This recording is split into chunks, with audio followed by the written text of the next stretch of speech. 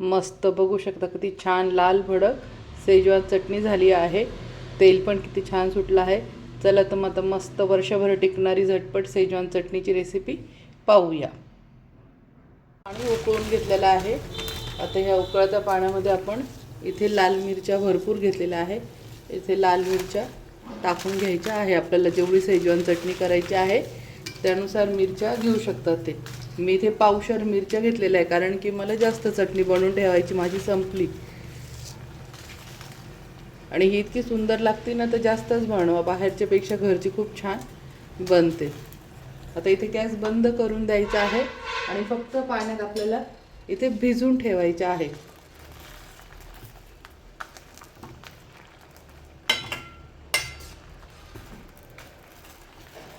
इथे मी गॅस बंद केलेला आहे मैत्रिणींनो। तर या गरम पाण्यात चांगल्या मी ही चपटा मिरची घेतलेली आहे, बघू शकता अशी। याचा शेजवान सॉस खूपच छान बनतो। शेजवान चटणी घट्ट, याची चपटी मिरची छान असते, याचं ना घट्ट घट्ट शेजवान चटणी बनते आणि चवीला पण खूप छान लागते आणि जळजळ वगैरे पण छातीत होत नाही। आता ही भिजून आणि आपण असेच ठेवणार आहोत 2 ते 2.5 तास त्या पाण्यातच भिजत घालायचे आहे। यावर आपण झाकण ठेवून आणि असंच भिजू द्यायचे आहे चांगले। ह्या मिरच्या नंतर दाखवते। ते थंड झाले आहे, आपण आता ह्या काढून घेऊया आणि ह्या मिक्सरला बारीक करून घ्यायचे आहे सर्व।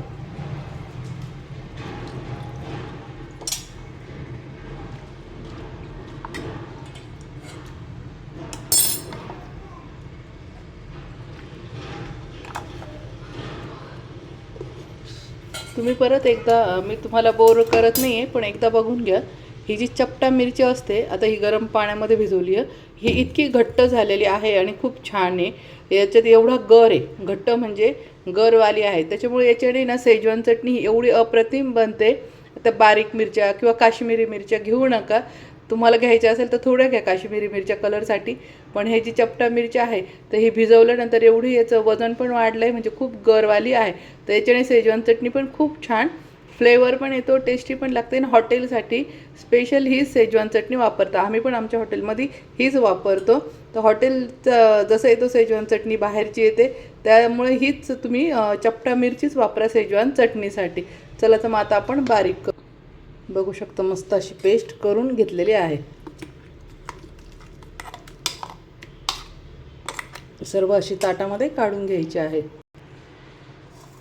आता यामध्ये मी अद्रक टाकून घेत आहे। अद्रक मिक्सरच्या भांड्यात बारीक करून घ्यायचा आहे आणि लसूण बघू शकता मी किती मोठा लसूण घेतलेला आहे।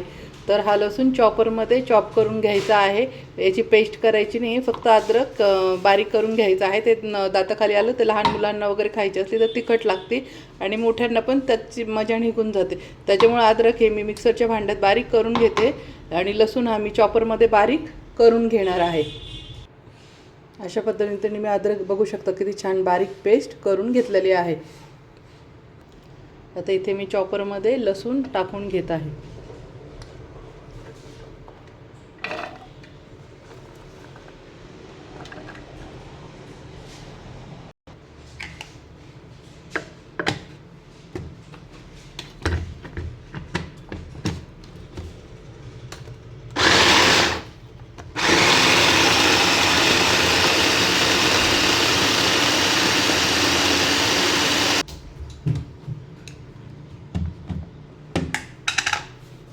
अशा पद्धतीने चॉपर करून घ्यायचा आहे। आता इथे मी वाळलेला कांदा घेतलेला आहे, बघू शकता। अशा पद्धतीचा वाळलेला कांदा घेतलेला आहे। तुमच्याकडे वाळलेला कांदा नसेल तर तुम्ही आपला साधा कांदा पण एकदम बारीक चिरून टाकायचा आहे आणि ती चटणी जर केली तर फ्रीजमध्ये ठेवायची आहे। ही मी टिकाऊ करते आणि जास्त करते, त्यामुळे मी इथे वाळलेला कांदा घेतलेला आहे आणि वाळलेला कांदा हा इझिली मार्केटमध्ये मसाले जिथं भेटतात तिथं भेटून जातो, किंवा तुम्ही घरी पण वाळवू शकता। पण एवढा वेळ नसेल तर जिथे आपण मसाले घेतो तिथं वाळलेला कांदा किंवा ऑनलाईन पण आता लगेच भेटून जातो। तर आता आपण वाळलेले तरी पण थोडासा एक गरका चॉपरमध्ये फिरून घ्यायचा आहे।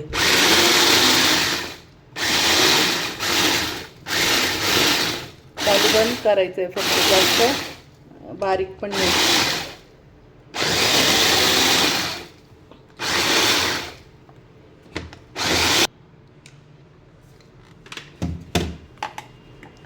अशा पद्धतीने जाड बारीक करून घेतला आहे, जास्त फाईन पावडर पण नाही आणि मिक्सरमध्ये करायचं नाही, कारण की आपल्याला तो दाताखाली पण आला पाहिजे.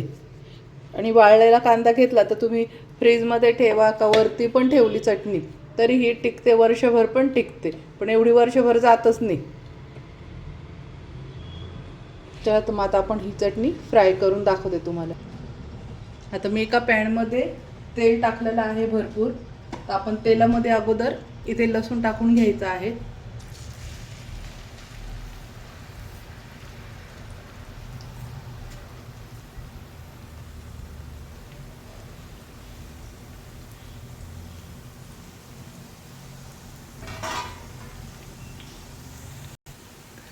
लसूण चांगलं तळून घ्यायचं आहे आणि कलर पण बदलू द्यायचा नाही आणि त्याचा कच्चापणा पण काढायचा आहे.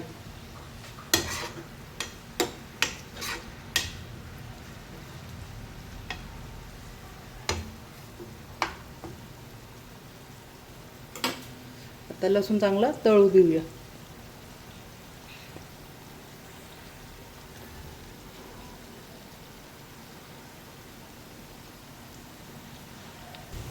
आता मी हा पूर्ण 5 मिनटं परतून घेतला आहे आणि सतत हलवत, याचा मी कलर बदलू दिलेला नाही आणि याचा कच्चापणा पण केला आहे आणि मोजून 5 ते 6 मिनटं मी याला चांगलं परतवून घेतलेलं आहे. बघू शकता याचा कलरही बदलला नाही आणि छान तळला पण गेला. आता आपण जे अद्रक दळून ठेवलं आहे बारीक ते यात टाकून घ्यायचं आहे. लसूण असा क्रश करायचा आहे आणि अद्रकची पेस्ट करायची, म्हणजे दाताखाली तिखट लागत नाही. मोमोज झालं किंवा कुठल्याही चायनीजच्या वस्तू किंवा आपण काही खातो शेजवान चटणी बरोबर किंवा कशातही टाकतो तर अद्रक दाताखाली येत नाही. नाही तर मग आता लहान मुलांच्या दाताखाली आलं किंवा त्यांना खाण्याची इच्छा होत नाही, तिखट लागतं आणि आपल्याला पण जळजळ होते मोठ्यांना पण. त्यामुळे अद्रकची पेस्टच करून टाका, कारण की मग बाकीच्यांना ज्ञान द्यायला लागते का अद्रक क्रश करायचं हे करायचं, पण मी अशीच करून माझ्या पद्धतीने मी असंच करते, ज्याची त्याची पद्धत.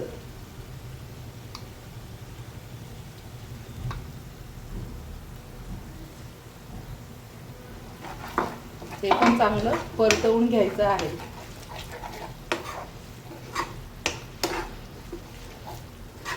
गॅस मी लो टू मिडियम ठेवलेला आहे.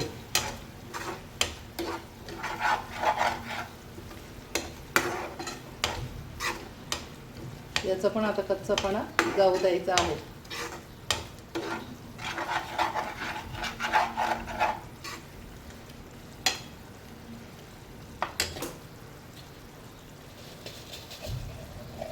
त्यानंतर आपण आता जो कांदा बारीक करून ठेवलेला आहे तो पण टाकायचा आहे यात.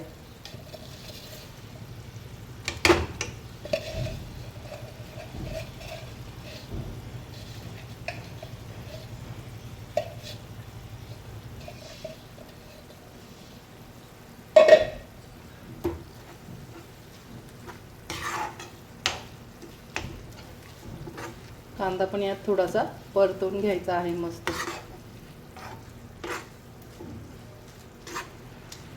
कांद्याचा पण कलर बदलू द्यायचा नाही, सतत हलवत राहायचं आहे.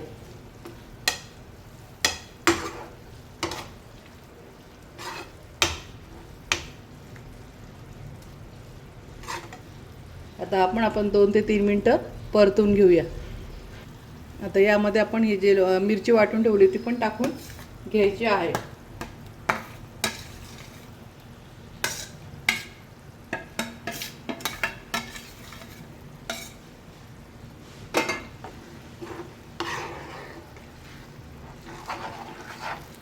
सर्व आधी एकत्र कालवून घेऊया.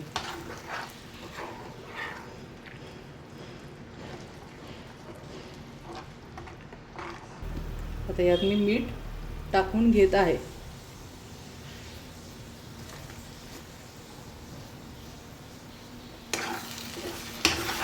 मीठ आपल्या चवीनुसार आणि चटणीचा अंदाज बघून टाकायचा आहे.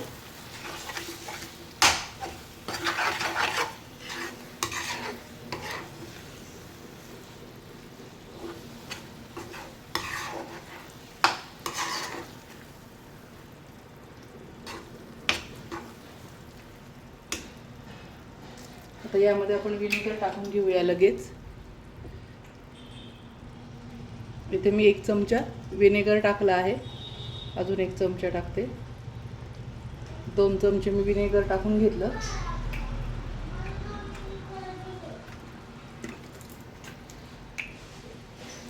त्यानंतर रेड चिल्ली सॉस आहे,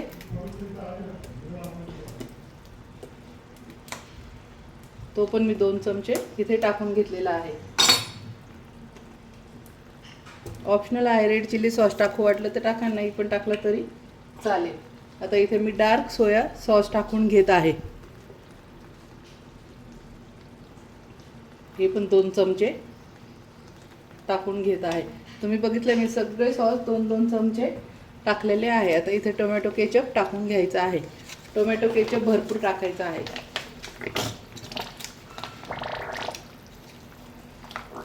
आणि चमच्याने जर धरलं तर 7-8 चमचे किंवा 10 चमचे पण तुम्ही टोमॅटो केचप टाकू शकता. त्याच्यामुळे मी काही मोजून घेतलं नाही, पण तुम्ही जर चमच्याने मोजून घेतलं तर त्याचे 10 चमचे टोमॅटो केचप टाकायचा आहे.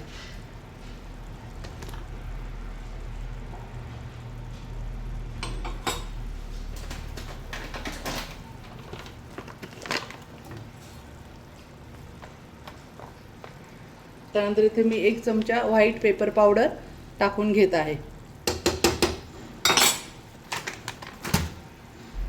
त्यानंतर इथे मी आता ब्लॅक पेपर पण टाकून घेत आहे.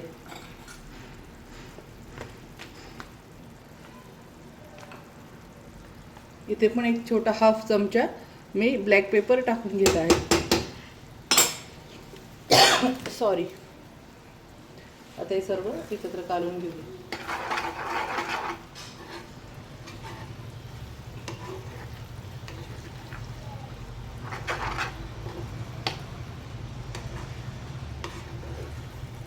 तुम्हाला ही चटणी जर 6 महिन्याची वगैरे एकखटी करून ठेवायची असेल तर त्यात तेल थोडं जास्त टाकायचं आहे चटणीच्या. म्हणजे जेव्हा आपण बरणीत भरू तर बरणीत भरल्यानंतर जसं लोणच्याला वर तरंगीपर्यंत आपण तेल टाकतो तसं ह्या चटणीच्या वर तेल आलं पाहिजे. म्हणजे ही वर्षभर 6 महिने आरामशीर छान टिकते वरतीच.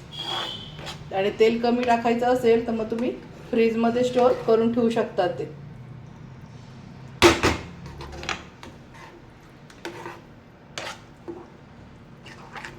हे असं सर्व मिक्स करून घ्यायचं आहे.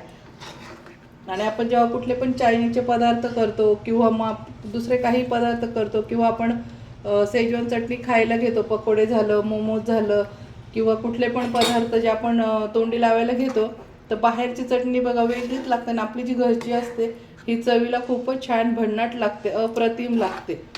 खूपच चवीमध्ये फरक आहे. तुम्ही जर एकदा केली ही चटणी घरी तर तुम्ही विश्वासाने सांगते की बाहेर मार्केटमधली कधीच आणणार नाही. घरची एवढी चवीला खूप छान बनते. आता मी साखर घेतलेली आहे. ज्या चमच्याने मी विनेगर वगैरे सगळं मोजून घेतलं आहे त्याचं 1.5 चमचे मी इथे साखर घेतलेली आहे. साखरेमुळं याची खूप छान म्हणजे आपण जे सॉस वगैरे टाकतो, मिरचीचा तिखटपणा, तर साखरेमुळे सगळं बॅलन्स होतं. तर त्यामुळे 1 ते 1.5 चमचा तुम्ही साखर टाकून घ्यायची आहे आणि याचा कलर पण खूप छान येतो.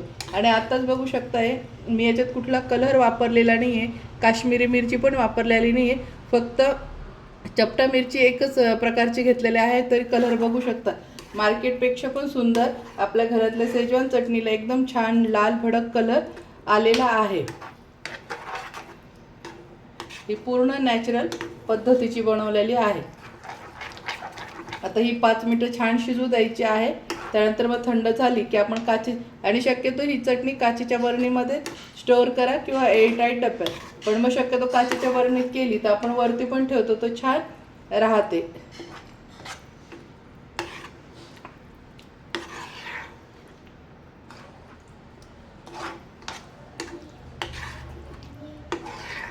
आपण ज्या पण वस्तूमध्ये विनेगर टाकतो तर शक्यतो करून ती काचेच्या बरणीतच टाकत जा. विनेगर हे प्लास्टिकच्या बरणीत स्टोअर नका करत जाऊ. आता यात आपलं सर्व टाकणं झालं आहे. आता आपण 5 मिनिटं याला शिजू देऊया. ही झाली फ्रेंड आपली मस्त चटणी. बघू शकता कलर वगैरे किती छान आलेला आहे. खूपच छान कलर आलेला आहे. आता ही झालेली आहे आणि ही थंड झाल्यानंतर याला आपोआप वरती तेल सुटेल.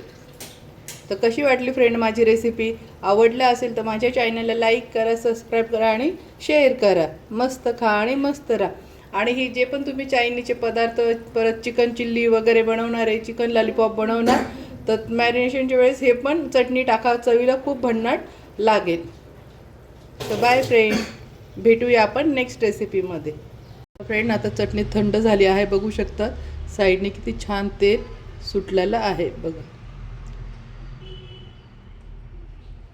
बघू शकता सुंदर तेल सुटलेलं आहे.